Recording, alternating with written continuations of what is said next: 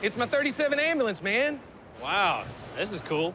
So the panel wagon that we're building, I guess, is actually being built to carry the motorcycle to the race. So that's pretty cool, because, I mean, if I had that panel truck, I'd be putting my bikes in it.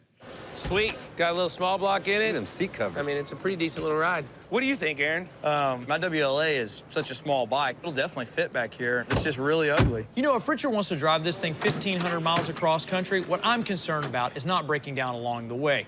And this panel truck, I think it'll be fine. It runs and drives. Yeah, I think it's really just make it look the part a little better. You know, give it a facelift and wheel it up. That's right. Wheels, tires, the junky bucket seats got to go. Delete the windows, get some paint on it, and have Tanner come over and logo it. You know, big Gas Monkey part sales service underneath it. Pretty sweet. I think it's a pretty cool street rod as it is. It needs to be jazzed up. It's kind of got a stupid look to it. But at the end of the day, it have this kind of retro feeling, you know, pre-war, badass Harley-Davidson race bike with a panel van transporter.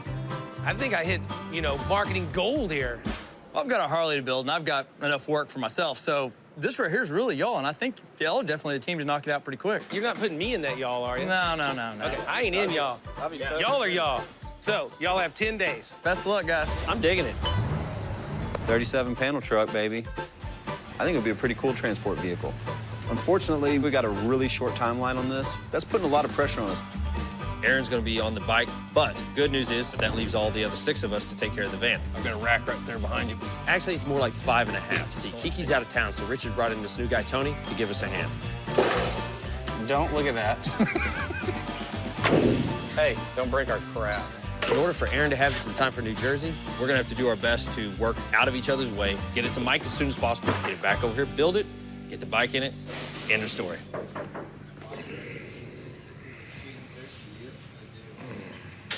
What the hell are you doing? It's your first day, dude.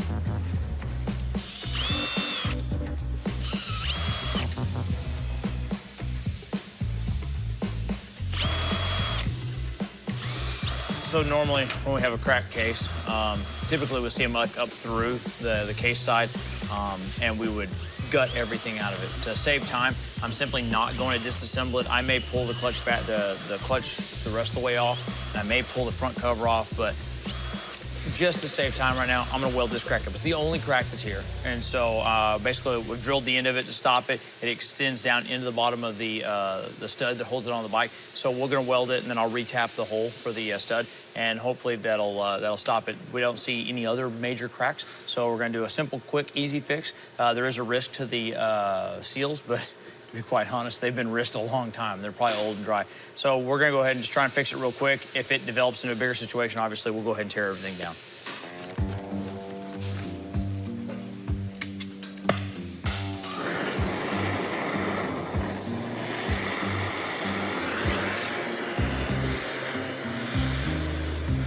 Being that it's aluminum, you have to heat the case. If you don't heat the case, it dissipates heat so fast. And you want to like isolate just that one spot when you weld it so it gets good penetration. So you don't want to just weld a crack on the top. You want to like drill into it or trench it out. So whenever you weld it and you go back and forth across it, you're actually filling it and you're putting material in there. That's why he's going to preheat it. And then there's a chance of cooking stuff inside of it because you got to preheat it. Well, he definitely has to do it right, or else it's might be putting a new case in it, so it's kind of crucial. It's an Aaron Kaufman job, for sure.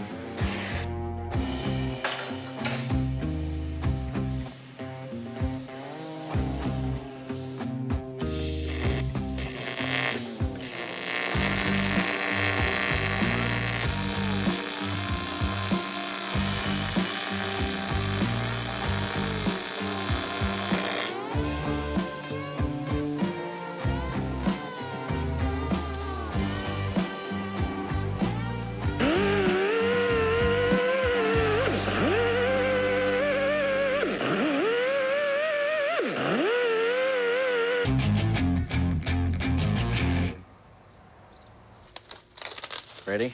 Yeah.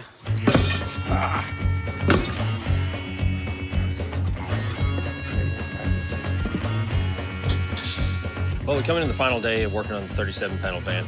We're out of time. We still got to run all the wiring, get the wheels and tires on it, and then go through a systems check. So we have a lot of work to do. This is the last day. There's going to be a lot of pressure today. Everybody's pretty fired up about it, but we got a lot to get done. So that's what we're dealing with.